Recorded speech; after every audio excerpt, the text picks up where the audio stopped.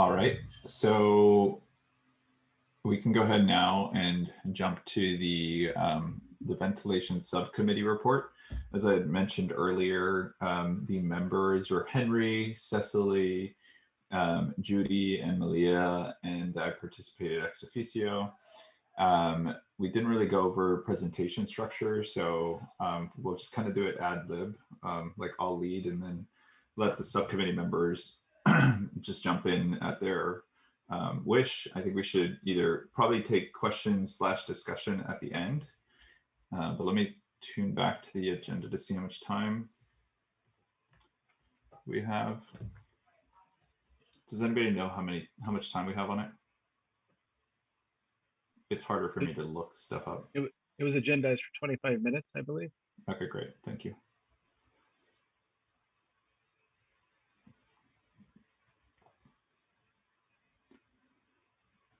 All right, so the ventilation subcommittee report, the ventilation subcommittee met over 2 to 3 times in discrete groups to go over this material. So the first thing we wanted to talk about were common terminology that you'll see when it comes to this topic, just very basic concepts. So HVAC, as you've probably heard, heating, ventilation, and air conditioning. So it manages all 3 of those things. MERV is essentially how you rate a filter, and the higher the rating, the better. Typically, households have something along the lines of like 11, 9, 10, around that range. Hospitals will have it in the 13 to 16 range. And then when you get to HEPA, which is the next term, that's more at the 17 to 20 range, right? And so the higher the number, the smaller the particles that the filter can catch. So HEPA isn't technically MERV rated, but that's the analog. And then ACH is air changes per hour, right? So if you took a room, how many times could you vacate all of the air in that room per hour, right? And so it's measured by the cubic feet per minute that you can vacate.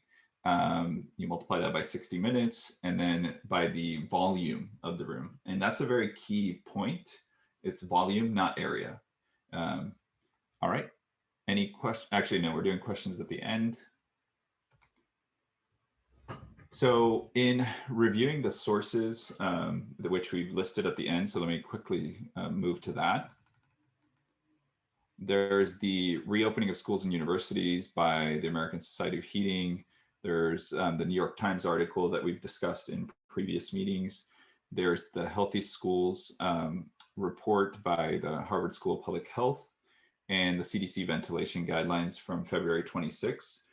Please keep in mind that we met over the last month, and there has been, increase or additional CDC guidance. But let's return back to it. What the Harvard report essentially advocated for was a layered approach. And the reason this is key is that what we want to do is emphasize them in order, right? So the first one is increasing the ventilation rate. So bring in as much outside air as you can. And you can do that through a variety of ways. The next one is increasing the filter efficiency as best as possible. And in order to capture particles of the size of COVID or viruses, you would have to use MERV 13 and higher. And then the third is supplementing with portable air cleaners. And it's important to take a layered approach and in that order and priority so that you can maximize your risk mitigation. So again, just for reiteration, ventilation, filtration, and supplemental air cleaning. And you want to target an air change per hour of 4 to 6 air changes per hour. So now we're going to look at these mitigation strategies one at a time in terms of outdoor air ventilation. As a complete ideal, if we could hold all classes outdoors, that would greatly mitigate risks, right? But in the real world, we cannot do that. But if you have to make a choice, or you are free to make that choice, you should try to favor outside air as much as possible. The next best solution is to bring in outside air. And so HVACs can be set to maximize the amount of outside air that they bring in. And we want to distribute that fresh air throughout, the buildings. So typically HVAC will recycle air that's already in the building with outside air. And so you'll get a percentage. And you should try to maximize the amount of outside air. Now, we're not in places like, Chicago or New York, where luckily we're in California. So there isn't going to be, too much discomfort in maximizing that rate because temperatures don't swing too wildly. But do keep in mind that, we are now approaching fire season, so there will be competing considerations. So that's the number one line of defense, bringing in the maximum amount of outside air. Number two is filtering any indoor air. So key here is to focus on a MERV 13 and higher. While it is definitely good for purposes of increasing air quality to increase the MERV rating as much as possible. And what we've determined is that generally, like with very few exceptions, FUSD can increase their MERV to 11, right? And so that's good just generally for kids. The cleaner your air, the better you're learning. But unfortunately for the pandemic, it's MERV 13 that captures particles of the size of COVID. And you can't just simply install a higher, MERV filter than what the unit allows. So if a furnace can only be equipped with MERV 11, for example, but you install, let's say, a MERV 16, then you've effectively choked it, it'll turn off, and then you're getting no ventilation of outside air. And that pretty much destroys, that first layer of risk mitigation. So remember, we're trying to, do number one, then number two, and then number three. And so it's key to maintain sufficient airflow, right? Because that goes back to our discussion about air changes per hour. Number three, this is air purification. And so we have featured here the two types of units that FUSD bought in order to place them in classrooms. And because we're not able to quite utilize air filtration within our HVAC units, we can supplement our classrooms with these units. So there's the Blue Air Classic 605, and it's suggested for rooms 698 square feet and above, and below. And then also the Blue Pure 121, which is for smaller rooms. But here's where we just need to be a bit careful, right? Because we're focused on air changes per hour, which are about volume. And so it can be a little bit misleading to only rely on area, especially for taller rooms. And here's a sample calculation of the ACH. Unfortunately, I was not able to obtain the actual height, width, and length of a typical classroom. And so I would love to be able to update this to ensure that this number is higher than 5, right? But if we applied 36 feet by 24 feet by 9 feet, we would get an air change per hour for the Blue Air Classic 605 of 3.85. And it's because you don't know which individual in a room could potentially be sick, it would be best to have multiple units if that option is available to you, because then you're not focused on having the unit, which we understood is going to be located at the peripheries of the room. It cannot be centrally located. Now we move to carbon dioxide. And so carbon dioxide can be used as a good proxy to measure amount of ventilation. If you're put into a room with other people, quickly the carbon dioxide will rise. The level of carbon dioxide will rise unless you're flooding the room with fresh air, right? And so again, even outside of a pandemic, what we see is we want to keep carbon dioxide levels below a certain amount. And there has been recent legislation that applies to new classrooms that they'll need CO2 monitors and alarms that go off above 1100 parts per million. And that monitor will have to be readable to teachers through either a display, web, or an app. And right here, if you can see right here, so outside, we have a level of 400 parts per million, but it can go up to 1,000 in an accepted standard classroom. And have heard discussions from Kelly, for example, that many of our HVAC units have CO2 monitoring tools within them, but they're not necessarily available to, for example, teachers or students to be able to get that readout. But I understand it's key to be able to run the system. And then we talked about material concerns. So in the presentation that was shared with you, we hadn't gotten district responses, but they're here now. So these are the concerns that we had at the time, and we can go ahead and read the district response. So in older facilities, not all windows are able to be opened. And this is specific to where the HVAC doesn't turn off if the door was opened. We had a series of questions that we went back and forth with with M&O plus Kelly. And so thank you so much for responding to those.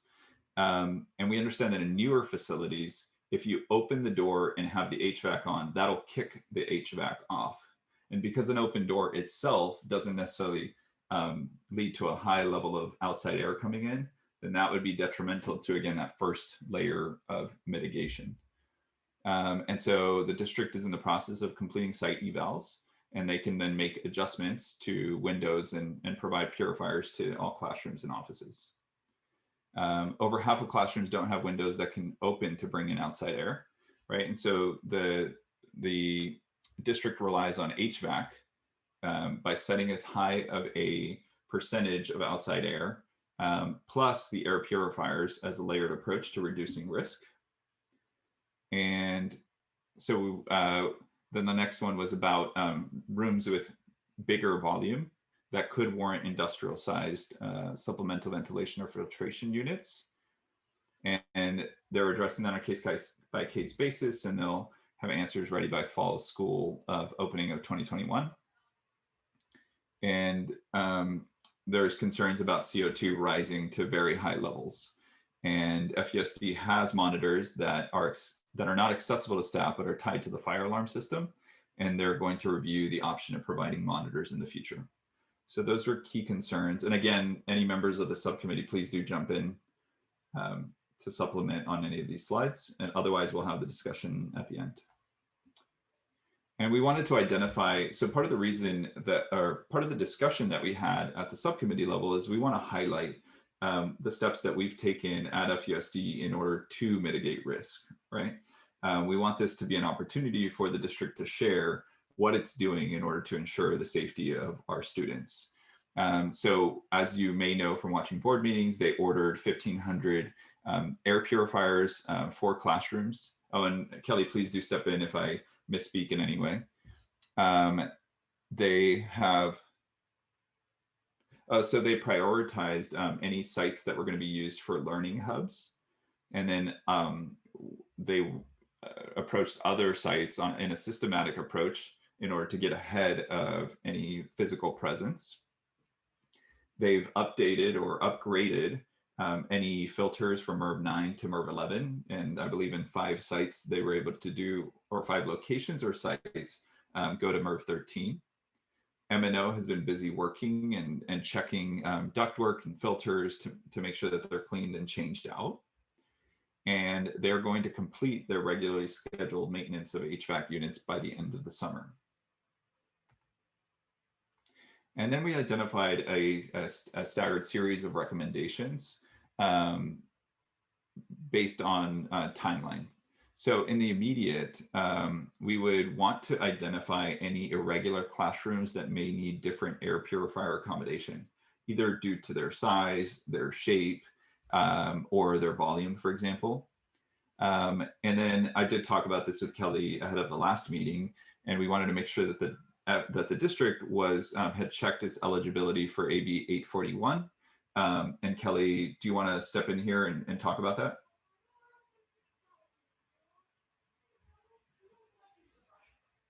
Sorry, I was struggling to get my buttons to go back on. So currently, there are several things we're doing. So we are We are completing all of our required analyses and surveys for AB 841. And we are in the process. We've hired 2 consultants who hopefully the board will approve their contracts in the June 2nd board meeting. But they will be assisting us with our application.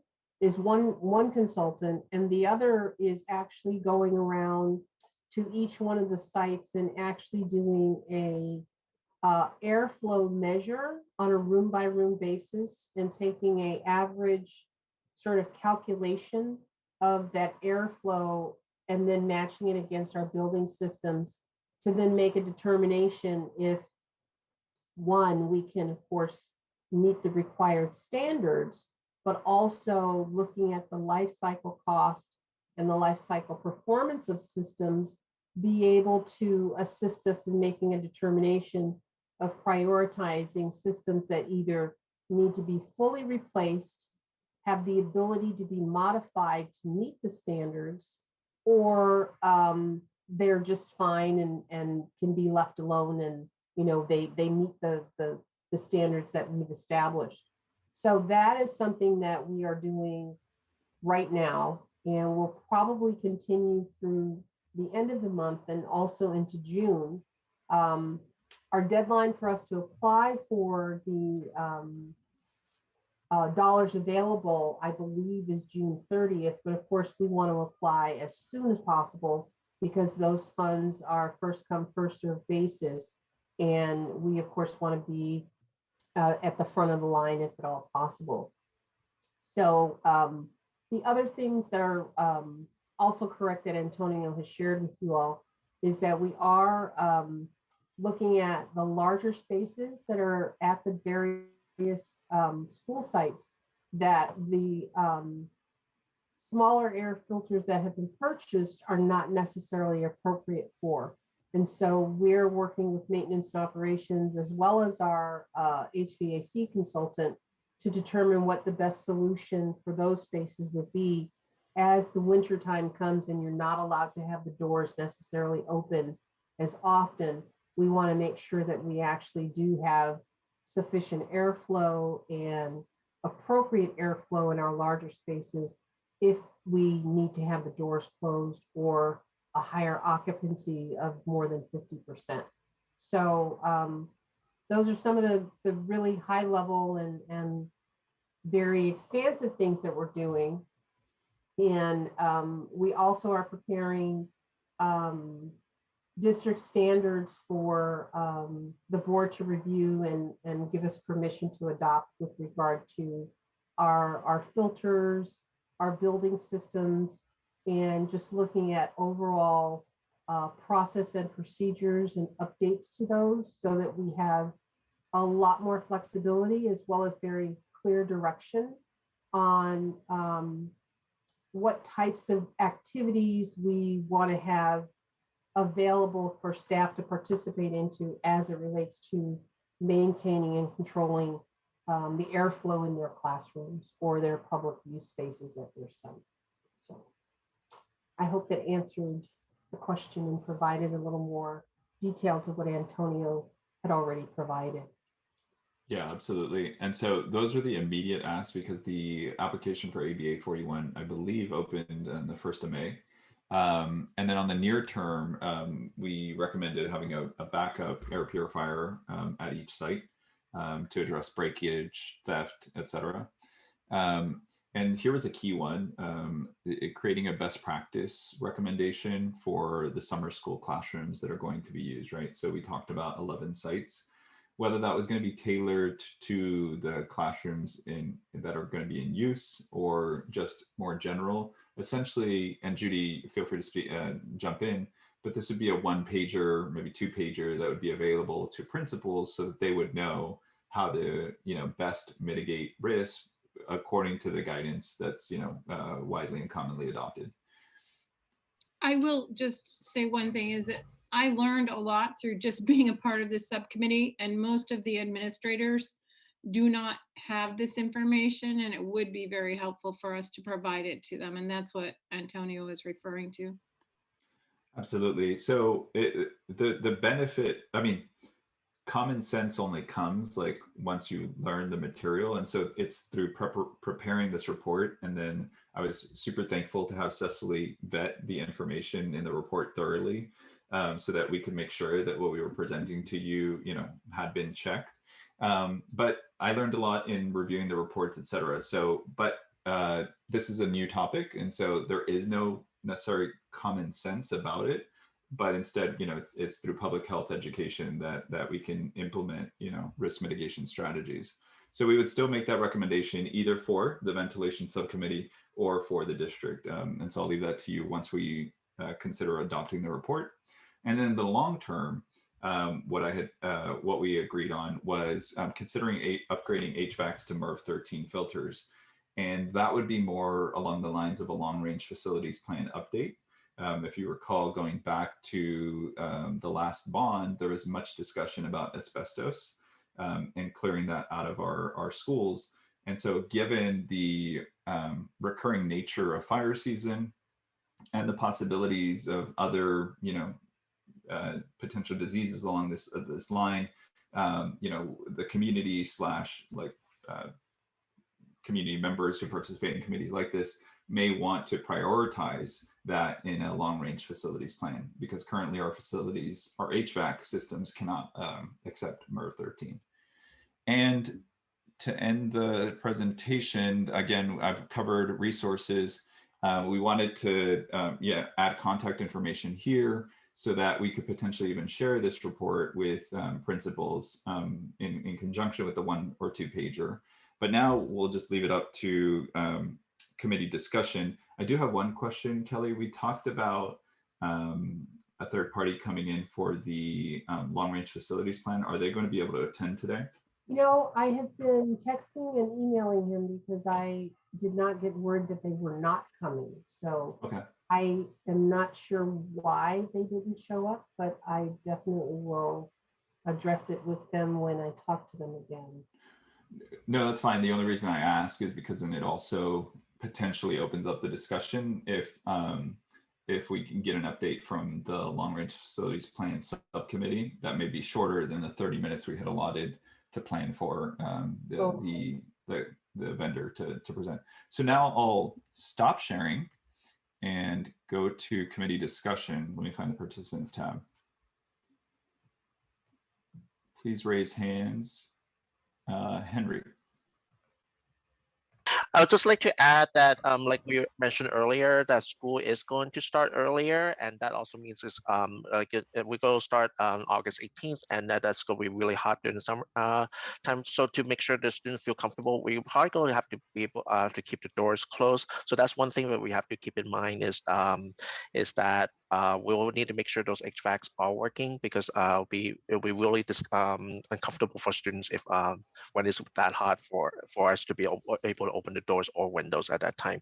But one of the things that we did learn from the meeting was that Kelly is and the facility departments is focusing on getting the summer school ready first. So that's why the other schools and our classrooms might not be ready yet. But once some of the teachers are wondering when, like for example, like my own classroom, my classroom is like twice the size of what the purifiers can handle. So we want to see when we will be able to get these extra purifiers, or the ones that are designed for the larger classroom. When are we going to be able to get those? Henry, as I had shared with you, I think if I didn't, I apologize. We would like for you guys who do have the larger classrooms to go ahead and work with your site administrators and put in a work order. And so Kevin Arthur has promised that those work orders, specifically requesting those larger units and additional units, you guys will have those addressed immediately. Okay. So, have they been ordered already? Have been ordered.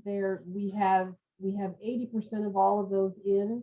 So there's still more that are coming. So just let them know what you need, and we'll make sure that you guys get what you need. But it's hard for us to know unless you guys tell us, like, yeah, I'm going to be in this classroom and I need it. So our teachers should go into the classroom, measure how big they are, and then just find and then see how many purifiers they might need, and then ask our if you know administrators. Your room is like 1,500 square feet or something. and Yeah. the unit is only designed for a 900 square foot room, then, you know, you of course would definitely say, hey, my room is double the size, I need two. Mhm. But those that are kind of questionable or right on the line, I believe Kevin is gonna like work with the technicians to make a determination, but definitely work with your site administrator and get that work order filled out and specifically say, you know, air purifier, excuse me, summer school, and they will make that priority. Okay. All right. We'll let our teachers know about that. Thank you. And I'll take Robert, and then I want to give context to one of Henry's comments after in conjunction with Judy, but go ahead, Robert. I may have missed it. Sorry, was there a MERV rating for the Blue Air filtration systems? Thank you. That's a great question. So at the beginning in the definitions, Cecily, if you want to jump in with this too. So we looked into whether it was a HEPA filter. I believe it's called like True HEPA or HEPA-like, I think is what it was called. yeah, it was something proprietary that that isn't quite HEPA, but it also anyways, in response to your direct question, Robert, generally HEPA filters are between 17 and 20, but they're not technically rated through MERV, but it well exceeds the 13 rating. That's the minimum. Great. All right, and then to give context, and this is what I would appreciate Judy jumping in as well. So what Henry's talking about, teachers then have to make work orders that they submit through principals in order to be recognized by M&O. Actually, do we have a motion? Do we have a motion to extend for time? Or should I do this? Can I? Yeah, I'll make a motion to extend the discussion for another 10 minutes. Actually, 5 minutes? sorry. Let me recognize Lisa since she's in queue. Go ahead, Lisa. All right, so my main question is, what are the standards that we are comparing against? Because Sorry, because we're out of time. So if Okay. you could make a motion, Okay. like so to Alright. extend us for a certain period of time, Okay. otherwise we're motion to supposed to. extend for 10 minutes. All right, do I have a second? That's okay. I'll se- All right. All in favor, please raise your hands. Please lower your hands. All opposed? All right, thank you. Go ahead, Lisa, while I set the timer. So what standards are we, I see your references, CDC, et cetera, but a couple of things that came out is Kelly touched upon hiring somebody that is matching those measurements of the systems to meet required standards, but then developing our own district standards. I didn't see reference to the Alameda County Public Health. Is there anything from them saying what's safe for schools? Because honestly, MERV 13 is for hospitals, and I don't think we need that grade for a school. So what I'm trying to get at is each one of these air exchanges recommendations of 4 to 6 or 5 to 6, and the MERV rating, what is the standard for schools in California dictated by either the state or Alameda County Health, Public Health? Did you? Or building standards for schools, any standard, not if you wanna something speak we for- came up with. Kelly, if you want to speak for the district, and then I'm happy to answer in conjunction with other subcommittee members for the subcommittee. Okay. So our standards are based on Alameda County and the state of California's Department of Education. Those, my understanding is they take their guidance from CDC as well as other sort of secondary agencies that have either higher standards or equal to whatever they are specifying. And as far as the code requirements, ASTM is a standard rating that is It's a regulatory agency that establishes the benchmarks of performance for pieces of equipment as well as materials. And so the code requirement that the California code, building code goes by, actually in some instances meets or exceeds the CDC or the Department of Education. And that is when we're talking about construction, I go according to those standards. And that's where we're kind of always in a nice sweet spot where we're above the minimum, but we're not so far up at the maximum that we're breaking ourselves financially to meet. So I hope that answers your question and gives you sort of a framework to see where It we're. does, but I think that what's glaring missing on the presentation Okay, is a table that shows those standards that you go by, Kelly, okay, for your new construction and existing. Because right now we have to be very careful about pointing to something we would like MERV 13, because this is as bad as a hospital, as opposed to as a civil engineer licensed in the state of California. I know exactly what you're talking about ASTM standards. What is your California current building code? Your ASTM standard, your state regulator, Department of Health code that you abide by. Anything above that is great. We have to meet that is the minimum. So I think that needs to be incorporated in this presentation to provide context. no, that's great feedback. Thank you. And I would certainly encourage the district in any presentations on ventilation to provide that information. When it comes to a discussion on standards, we have to recognize that these are minimum requirements. These are the floors that we are trying to meet and then go above it. When we're talking about building standards, those are those that are adopted outside of a pandemic or outside of a recurring fire season, for example. So while I note the comment that you made about MERV 13 typically being restricted to hospitals and other such settings, in the middle of a pandemic, where there is a large number of individuals in a physical space, well, then we have to figure out what is the MERV rating that would even work to filter out a virus from the air. And so once we know that that's the minimum ratings that would capture COVID, there has been a lot of conversation, and I'll let you jump in and then hear from other subcommittee members after I just make one last point. There was discussion, for example, of increasing the MERV ratings, but I think it's imperative for the community to be aware whether that step itself does any mitigation against spread. And what we realized in doing our study or doing our research is that that alone actually doesn't do much. It's bringing in outside air that helps reduce risk. And Lisa, you want to respond? As long as I appreciate very much the work of the committee, and I don't want to sound dismissive at all. And I know this takes a lot of effort, but none of us here are experts. None of us are health experts.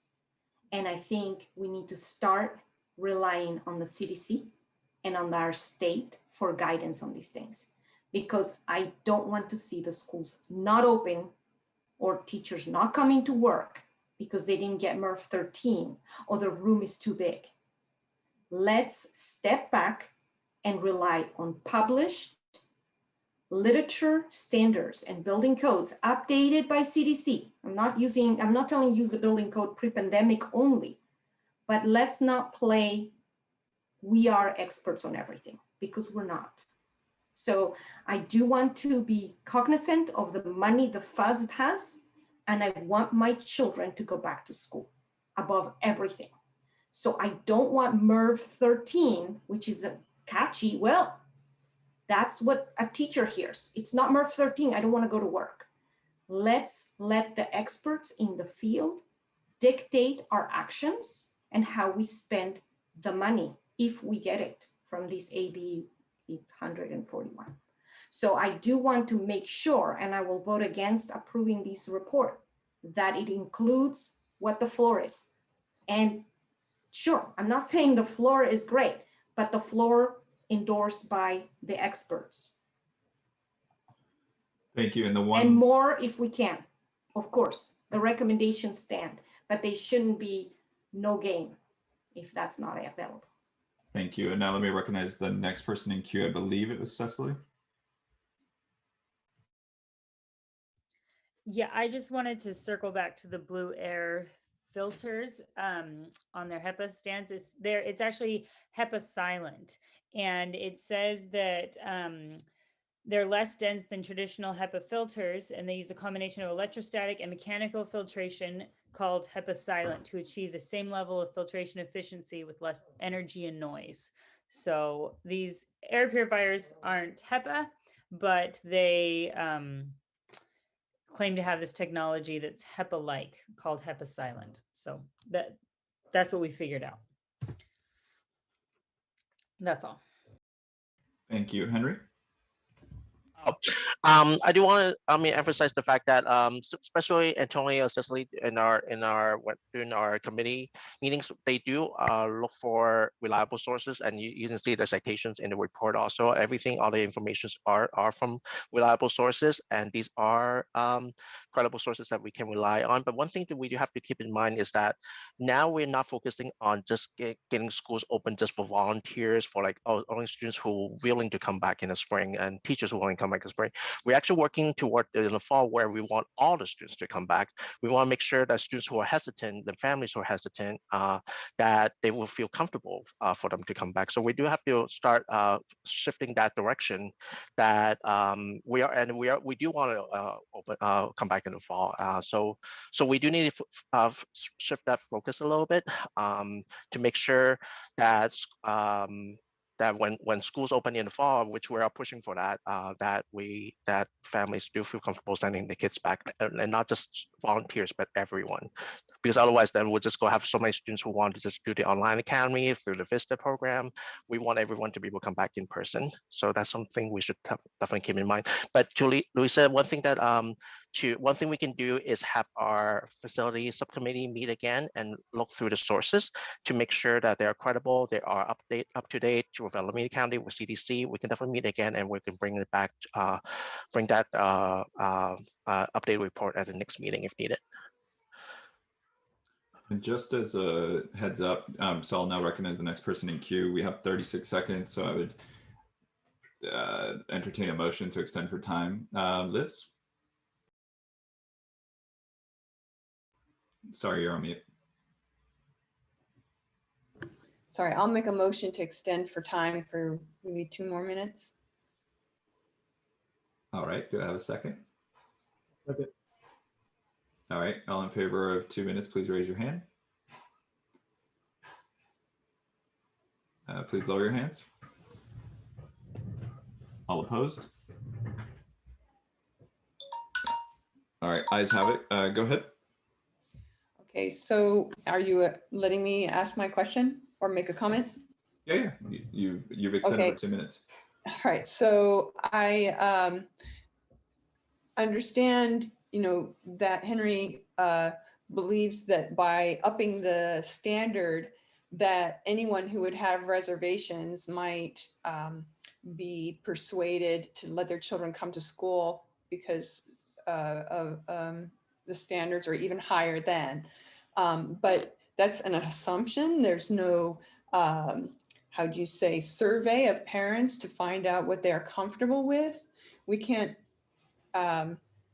read their minds and make these assumptions about courses of action that will influence them, is what I'm saying, without actually polling them or finding out in some really definitive way. Thank you. Brian? I've been trying to think through how we move forward on this item. I was about to make a motion, but I can't get to one yet. I think a better understanding of the subcommittee's intentions with the recommendations, just suggestions to staff, and that we believe the standards that staff is already putting in place to reopen schools are aligned with what's right or not. So I guess And then I think I guess to where Lisa was going as well, is just trying to understand what message this accepting this report would send. Absolutely. So we're at 5 seconds. So do I have a motion from anyone to extend for time to have such discussion? I move extend 5 minutes. All right. Do I have a second? I hope it's enough. I'll second. All in favor, please raise your hands.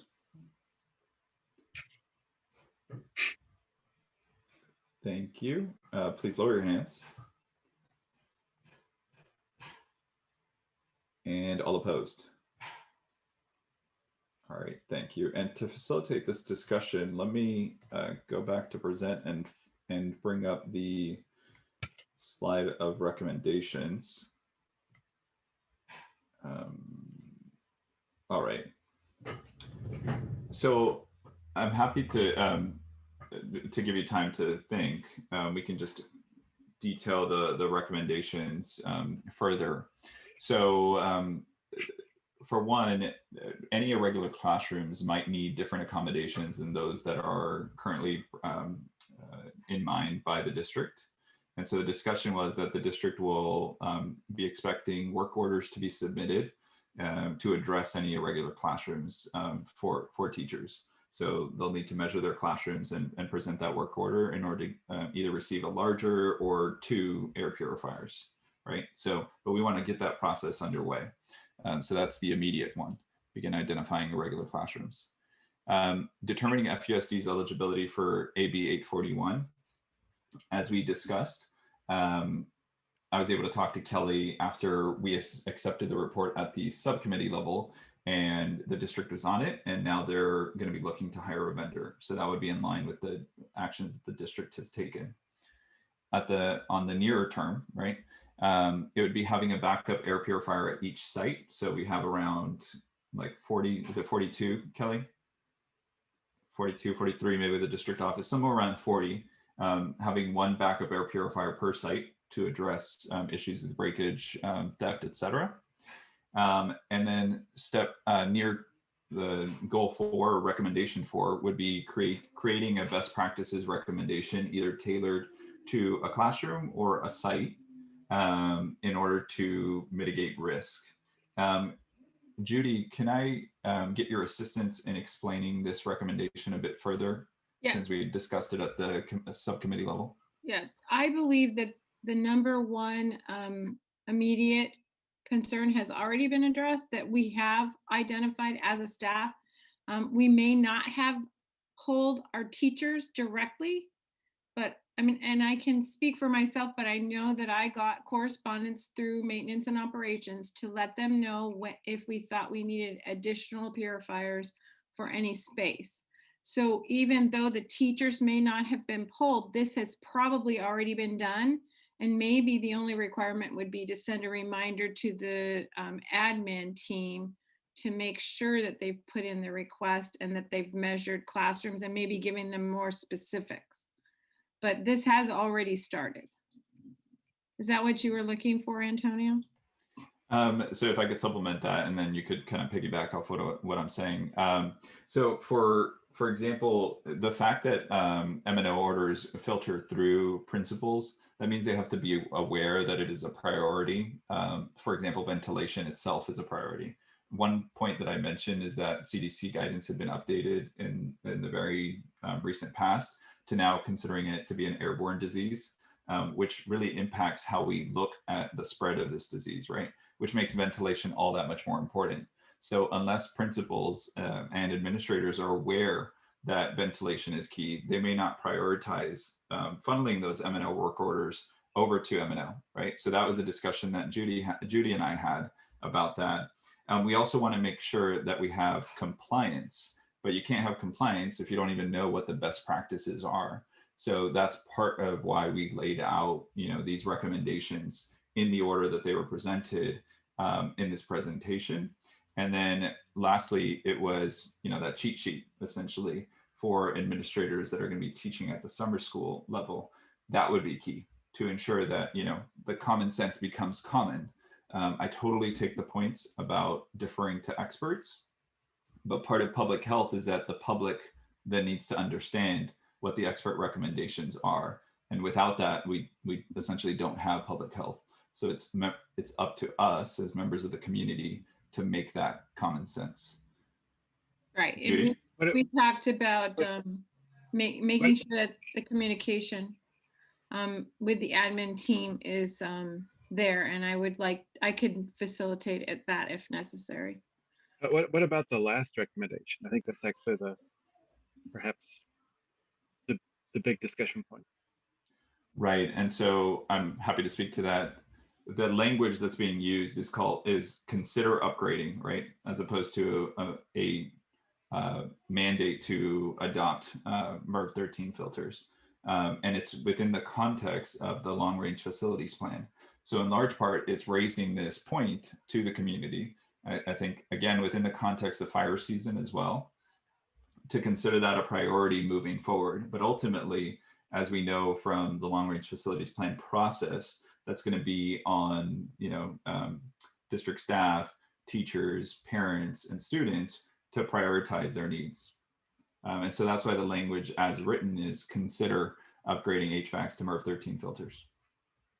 And we have a few more hands raised, so let me go back. Let me stop sharing because it's hard for me to track who's. Just a second. Let me go to people who haven't spoken. Robert? Kind of going back to what Louisa was saying earlier, I mean, we may want to go to 13. I mean, should we have a baseline saying, okay, we did the literature, they said we need at least MERV 11, and with this, get to MERV 11, and if the teachers agree, and we can open the schools, and then later, and this is a reference for MERV 11. I'm just giving a hypothetical example. Robert, this may just be me, but it sounds like you're repeating. Oh, do you want to try again? Sure. Going back to what Louisa was saying, can we get a? It's like an echo. Oh, okay. But I do want to encourage full participation. If you could write in the chat, and then I'll make sure to read it to the committee.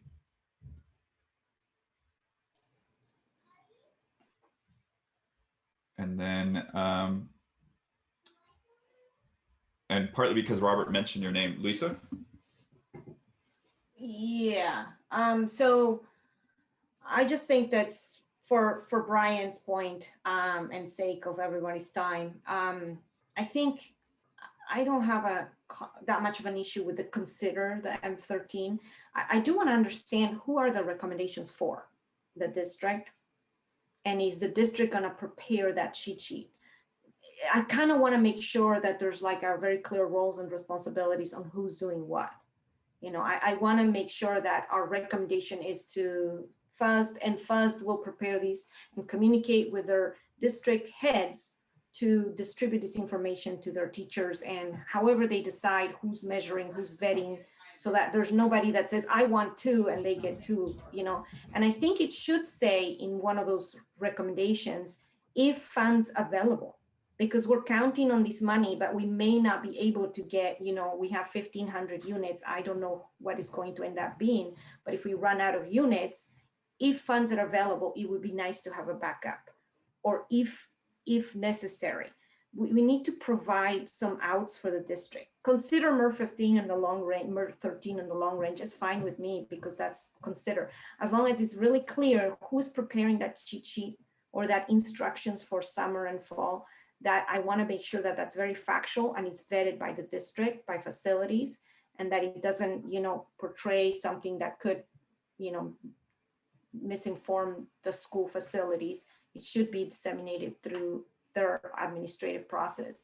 And I think that Brian's opinion of saying, let's tone down the recommendations and add some standards of what we meet, and make sure we say these are recommendations from these to these, and then who's going to handle the handling of those recommendations moving forward. Are we handing off at this point? Just want to understand that. Thank you. I'm going to need extension for time because I do see quite a few of hands in the queue. So let me respond for the subcommittee, and also encourage any other subcommittee members to color my comments. We are the Facilities Advisory Committee, and we are here to provide recommendations to the board, and also provide our volunteering hours and labor and love to our students. So that would be the role effectively of the FAC, to provide recommendations to the district. In terms of roles and responsibilities, we could definitely assign it to the district, and then get a report back on status by our next meeting of May 26th, and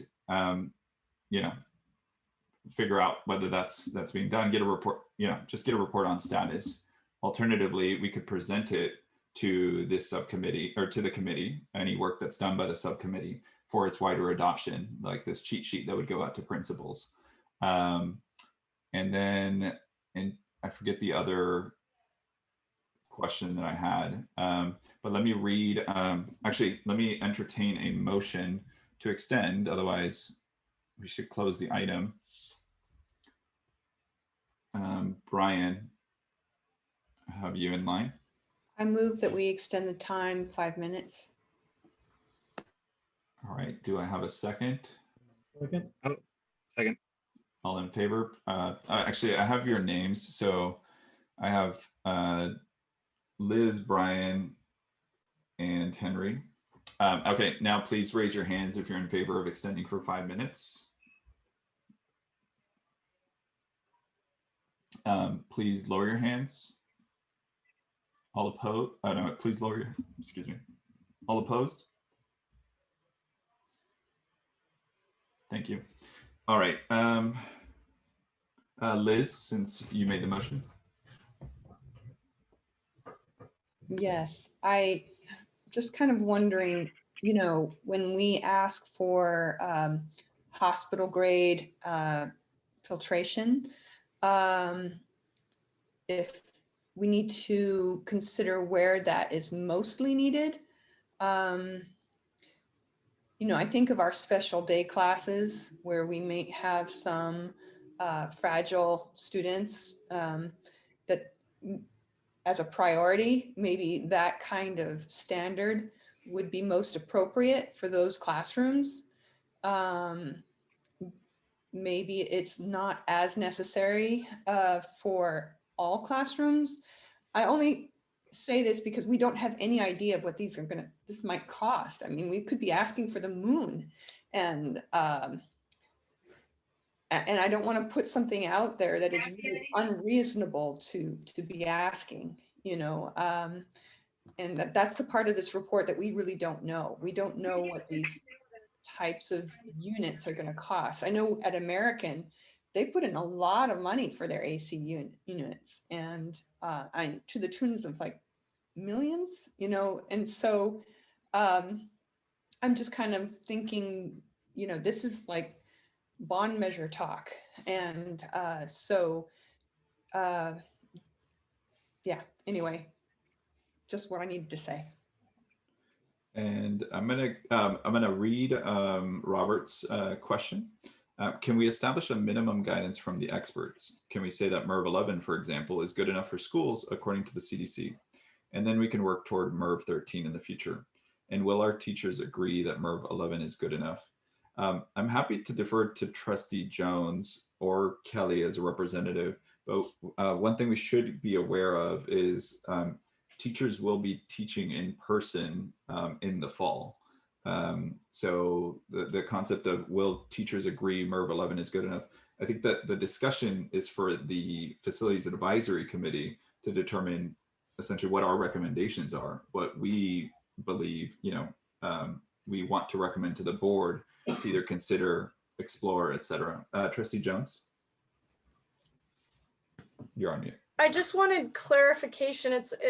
Listening to this, it's my understanding, and correct me if I'm wrong, Antonio, because I think you have a good sense of what this recommendation really is.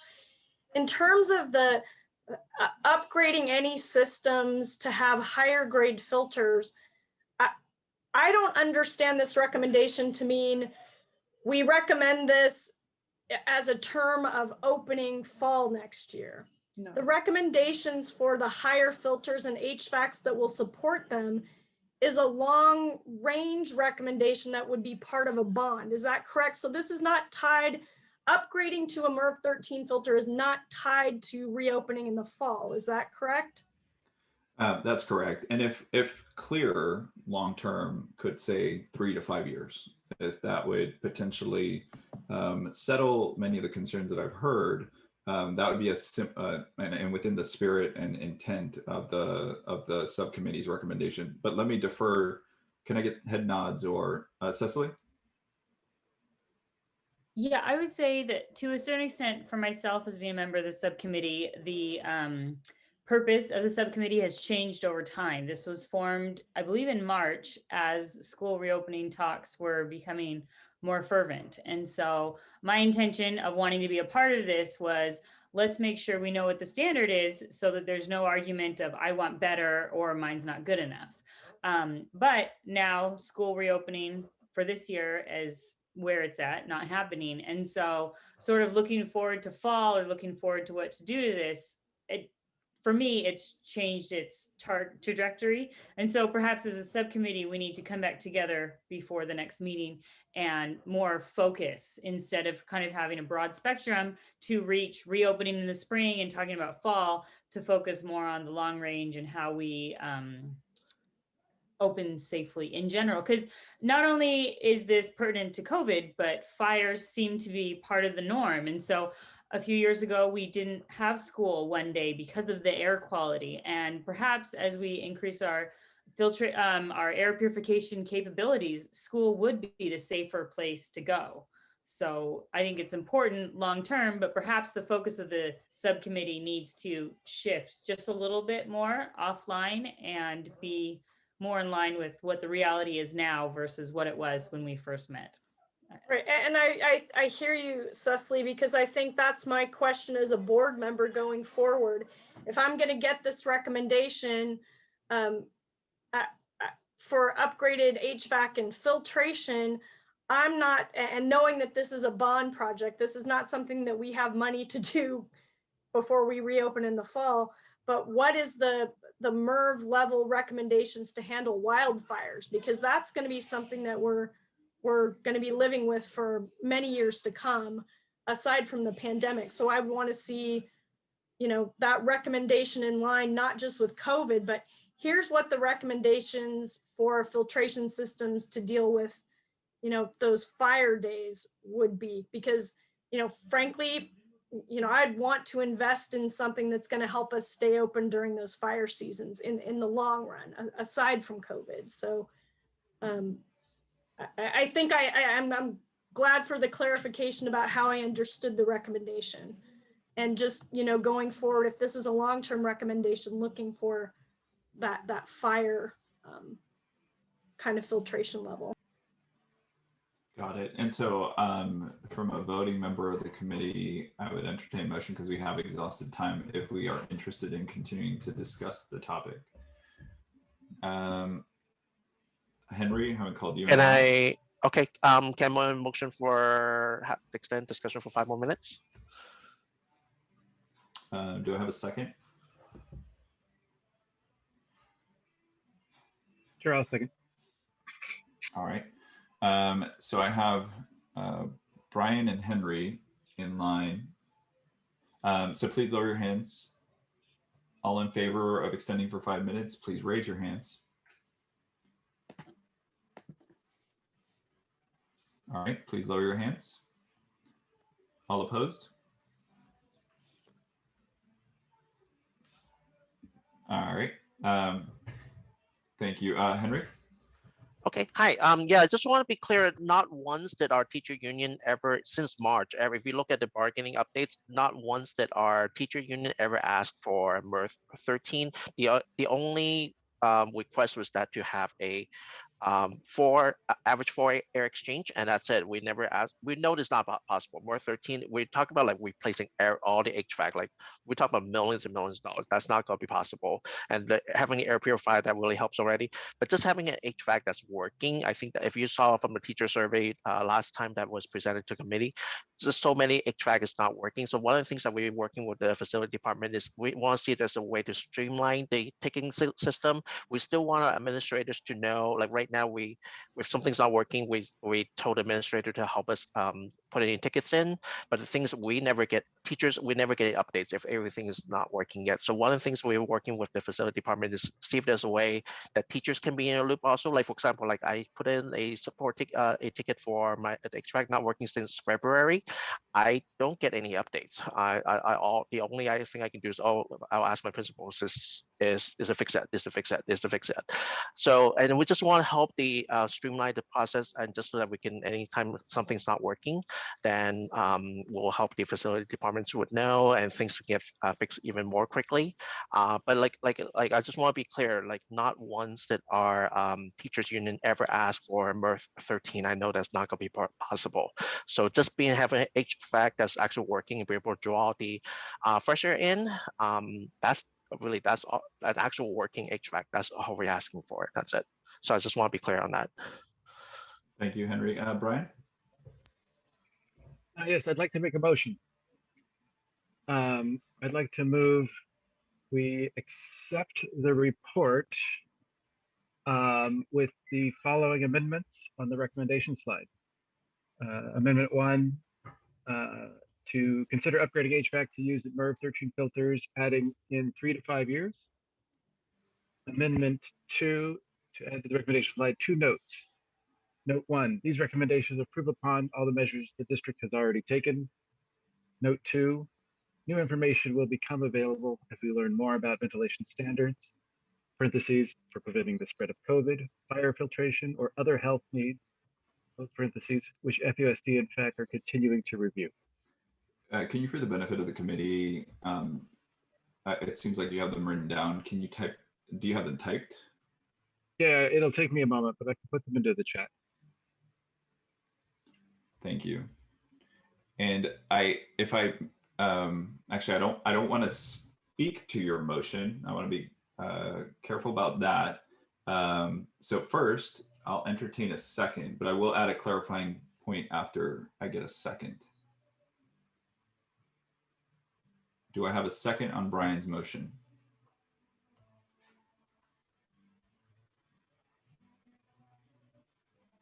Hearing no second, the motion dies. Or are people signing up in the queue to do seconds?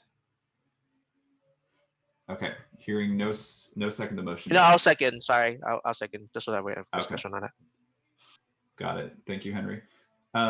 And Brian, for a point of clarification on your first note, you mentioned, could you clarify what it was that the district has already acted, or what was it, please?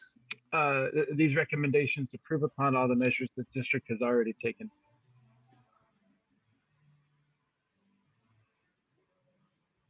Got it. Thank you. I'm sorry it's taking me time to paste them in, but I'll get them in the chat eventually. Thank you.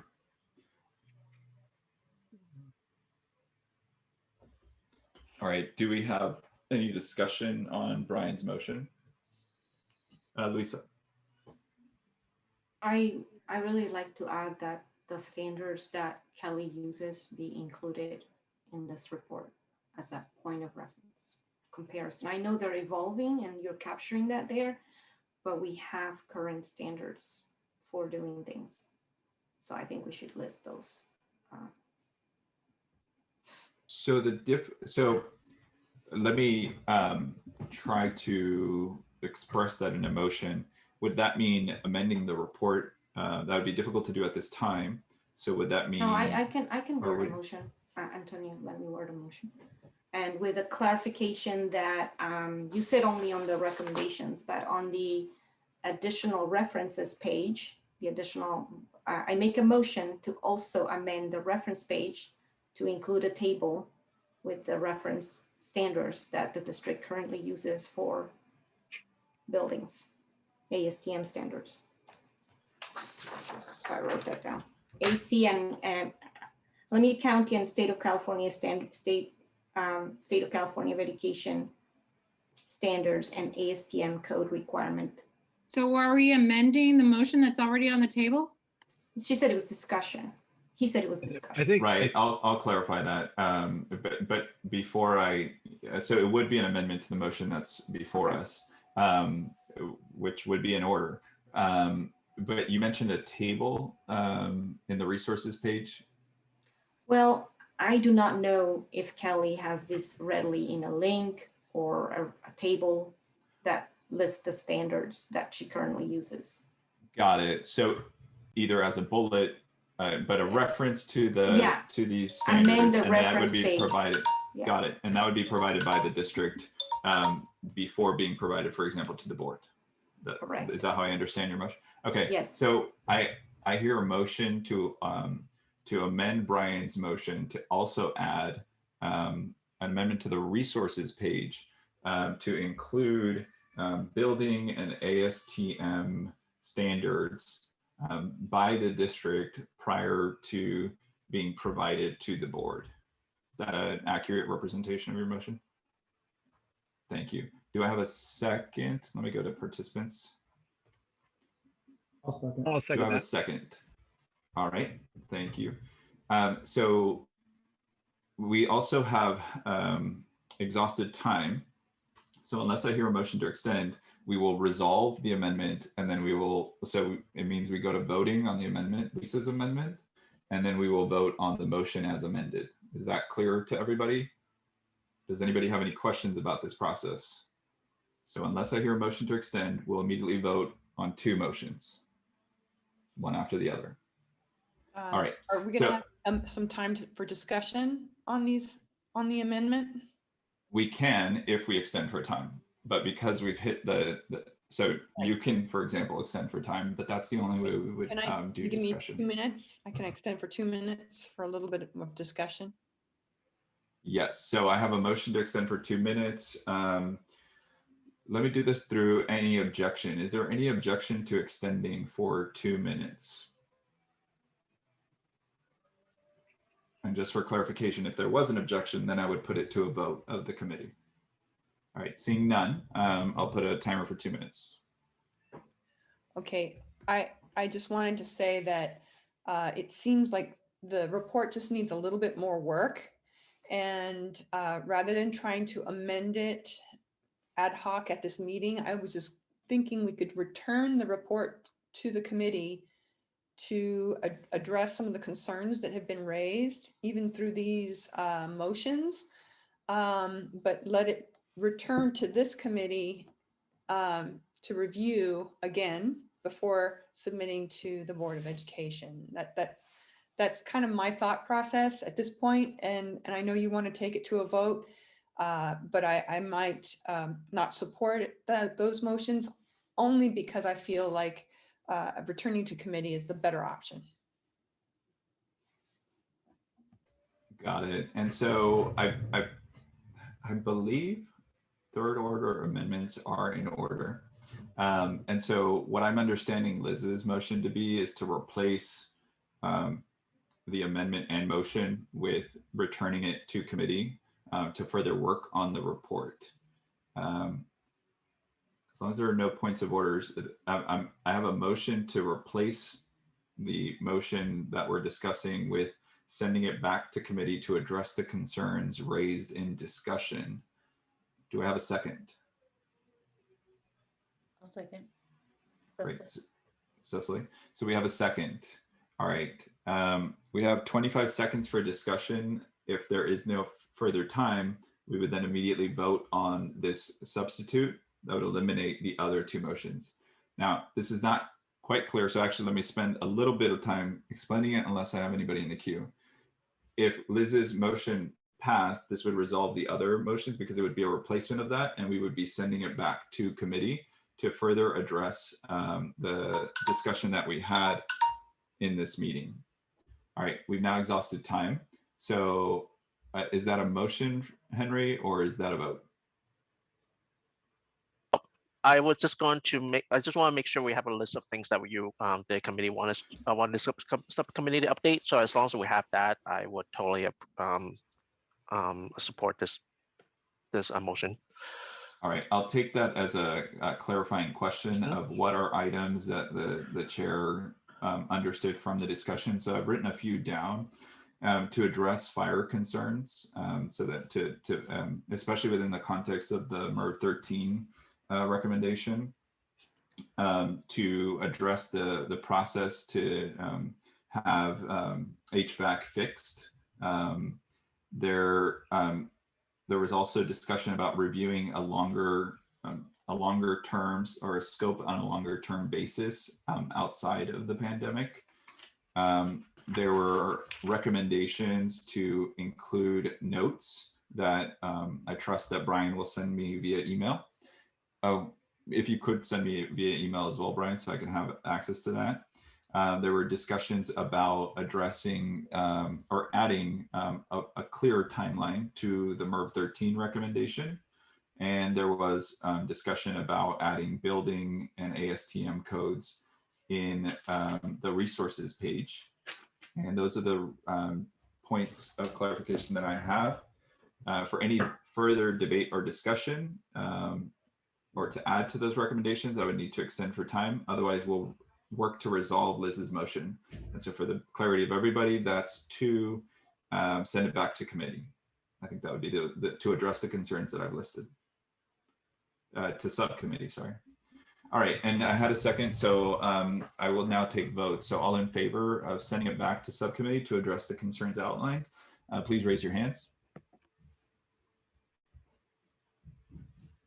Great, please lower your hands. All opposed?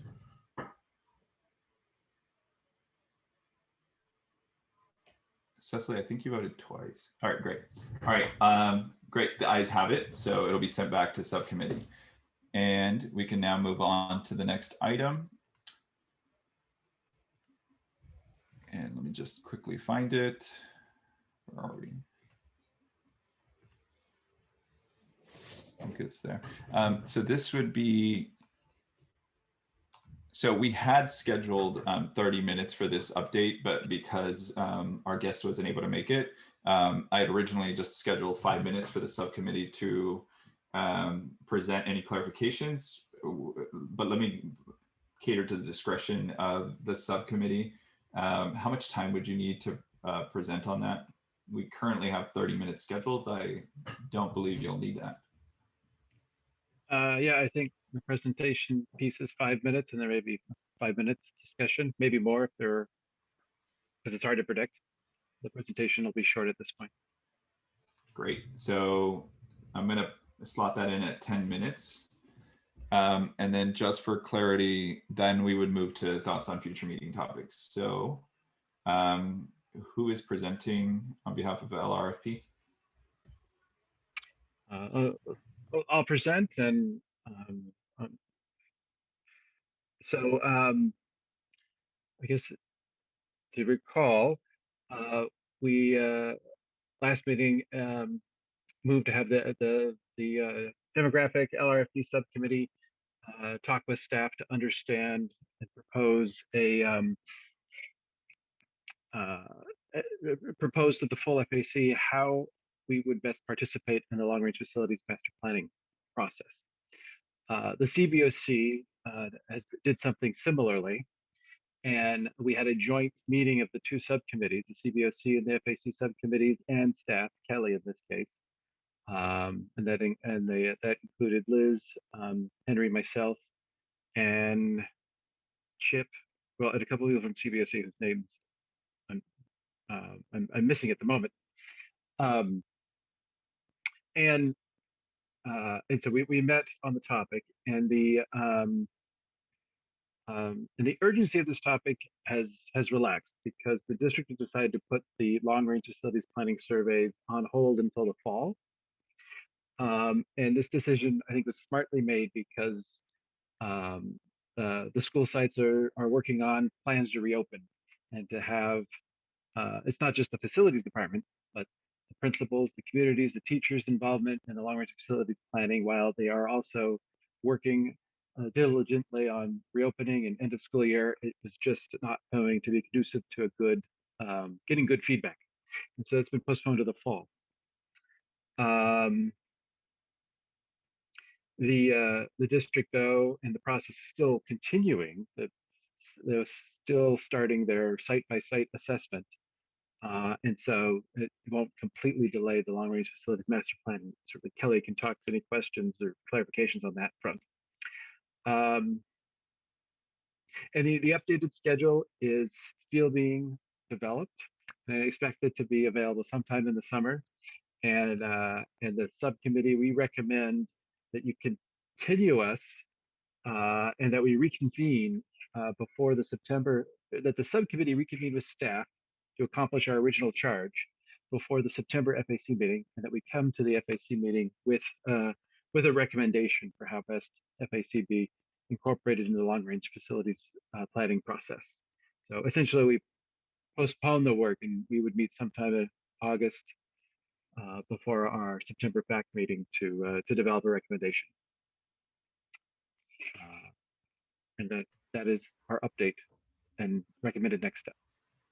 Thank you. So if I understand, based on the report, the recommendation is that the long range facilities plan subcommittee stay intact as the liaison body to the long range facilities plan process, and that you meet in August, and that you propose a recommendation for how the FAC be involved sometime in at the September FAC meeting. Is that correct? Correct. All right. So unlike motions, if we're going to accept the report, we would just vote on it. Like, we wouldn't need a second, my understanding. But we have time for discussion given the 10 minutes, 6 minutes left allotted. So let me check the participants tab. If there is no discussion, we'll move to voting to accept the report, including the recommendation. Seeing no discussion, all in favor of adopting the recommendation of the Long Range Facilities Plan Subcommittee.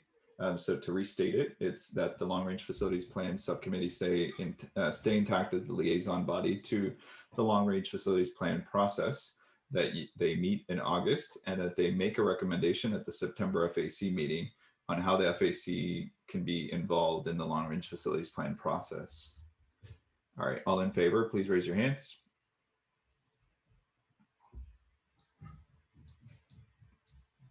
Thank you. Please lower your hands.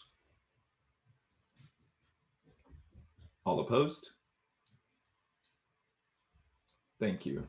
All right, and so now we can move to thoughts on future meeting. Oh, the ayes have it, apologies. And so that'll be the plan of action. Now we can move to thoughts on future meeting topics. And we are meeting on May 26th. And so just as a reminder, the committee would like to hear a report back, if it's available, from the ventilation subcommittee. Trustee Jones. Yeah, I apologize that we have the board scheduled a special meeting on the 26th, so the board will be meeting that evening. Correct. So should we discuss changing our meeting, or maybe somebody wants to make a motion for me to discuss with Kelly? It's a little, this is just process. It's actually not based on substance. So I think it wouldn't be a violation of the Brown Act to just change our meeting date. And it would be more appropriate for me to get, take into consideration the committee's desire, as opposed to simply my doing it. And just for context, typically, or we do everything we can to not meet when the board is meeting, especially because we have board liaison members. So can someone remind me, maybe staff or other district personnel, why we wouldn't meet June 2nd? Because there's a board meeting on that day. It's a great point. 9th available, because the last day of school, I believe, isn't the last day of school the 7th or 8th or 9th, somewhere in there. The last day of school is the 9th. Okay. Would we be in violation in meeting on the last day of school? No. Let me go to Liz. So we just had a bit of discussion, but Liz? Is it possible that we can meet on another day of the week? Can you make a proposal? I was going to say Tuesday instead of Wednesday. that week? So Was that the 23rd perhaps? 25th, I think. You mean? Or is it the 25th? Yes. Yes. Tuesday, the 25th. Can everybody check their calendar? Can I ask that we not meet on that day? I mean, for myself and my other staff members, because we do have a board meeting on the 26th. Day before board is always very busy for us, and we don't really have a lot of wiggle room in terms of us to do other things on those days, because we are preparing for the meeting. So for myself, I would not be able to come, but Eric may be able to represent, or either I can have someone else come in my stead. No, and I should have preempted that concern. Yeah, I think it's key for us to have staff be able to represent. I'm willing to amend my motion to move it to a Thursday rather than. We're just discussing, but yes, thank you. So Thursday, that would be the 27th.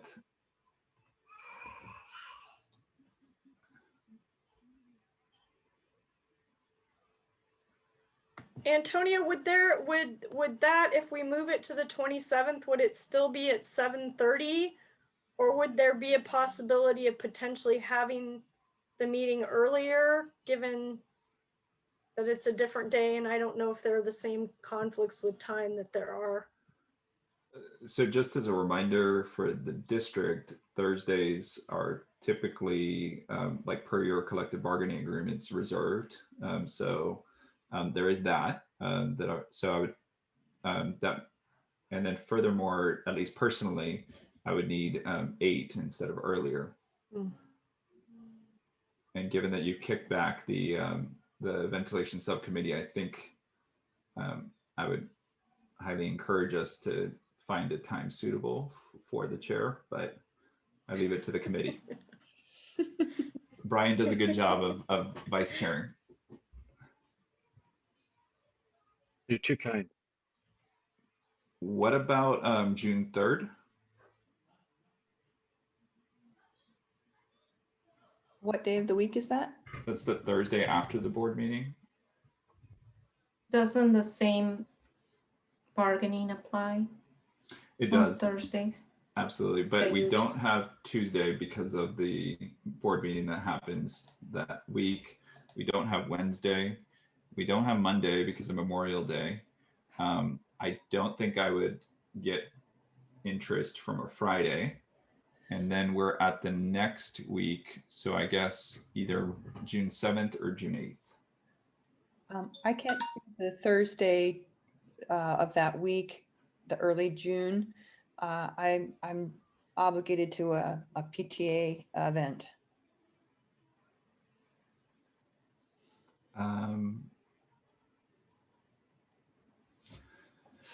So do we have availability on the 7th or 8th? Or actually, sorry, let me recognize Brian.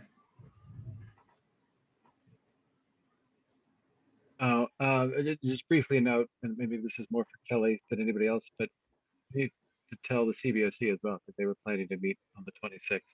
If there's a board meeting on the 26th, they can't meet on the 26th. So just FYI. So let me make another recommendation, the 8th. I'm not sure that it matters if I'm here. I am not available on the 8th, but I'm a non-voting member. I don't mind if you meet without me. I think it's more important that you all have quorum to meet, whether I'm here or not. All right. I'm available Tuesday the 8th. And then Kelly, are you available on the 7th? Just to consider that as well. The 7th, I am not available. Okay. I already have 2 other subcommittees. Understood. Let's check on the 8th. Michelle? Yeah, I just, because it's the last week of school and the type of position I particularly hold now, that whole last week and on all the way through the graduations, 14th to 15th, are off limits for me. I'm just throwing that out there. Anytime anyone changes, when we have scheduled meetings that it's always the first Wednesday of the month or something like that, whenever there's a deviation, those of us who are involved in other meetings, we're going to have conflicts. And then considering that we've got graduation that's right there, and they already moved the AP testing, which is messes things up for those of us having to deal with that at the sites. It's just a bad time of the year. So I'm hearing a strong recommendation to tell the board to please meet at another time. That's what I'm hearing. I'll give that feedback. I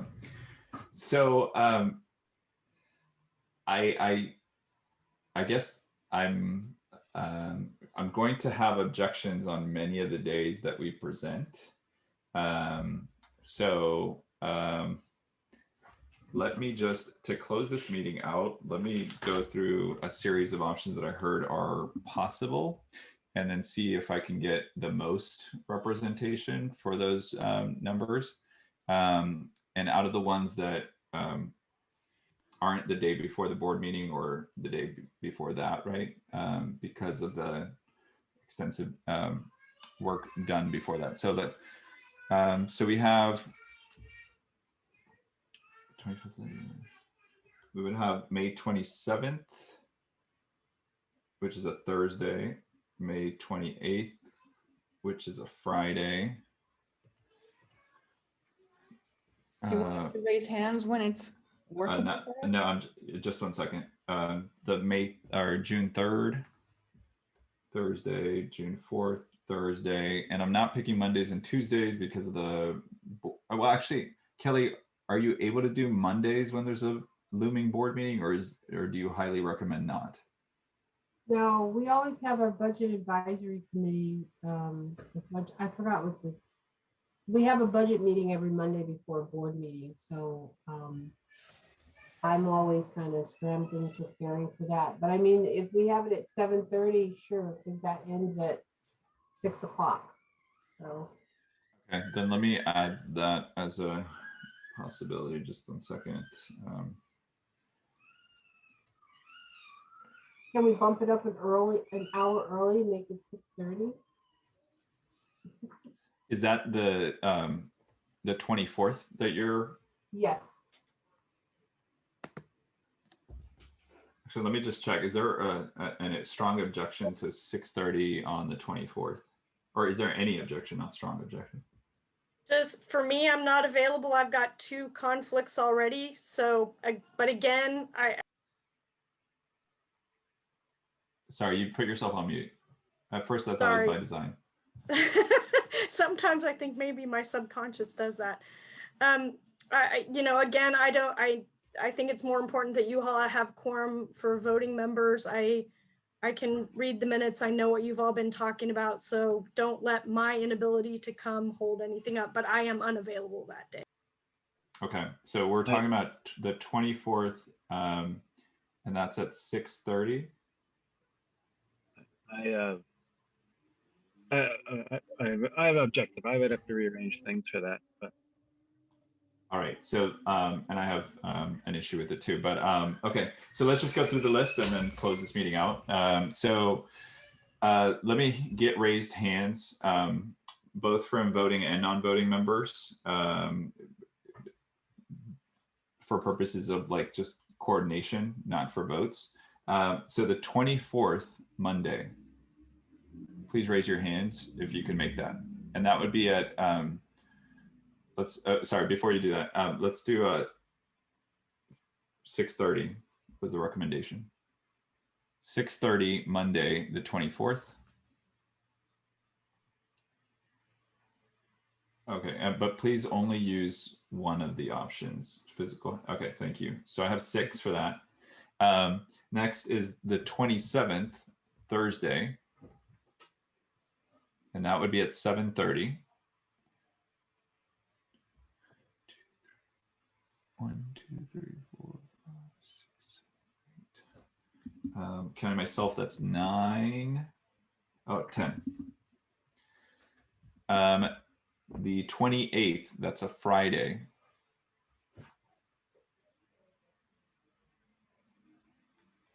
Okay. All right, that's 5. June 3rd, that's a Thursday.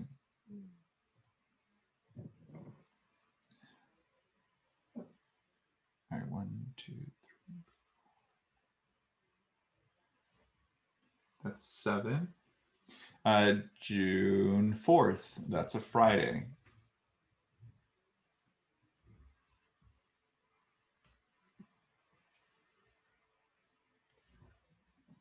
Oh, Okay, that's- Antonio, you can count me for June 3rd. okay. It looks like we have based on those dates, we have the 27th at 7:30, the Thursday that received 10 votes. All right. Thank you very much, everybody. We have exhausted time. If we want to raise any other future meeting topics for the 27th, I would need an extension. Seeing none, we're adjourned. Thank you, everybody, and have a good evening.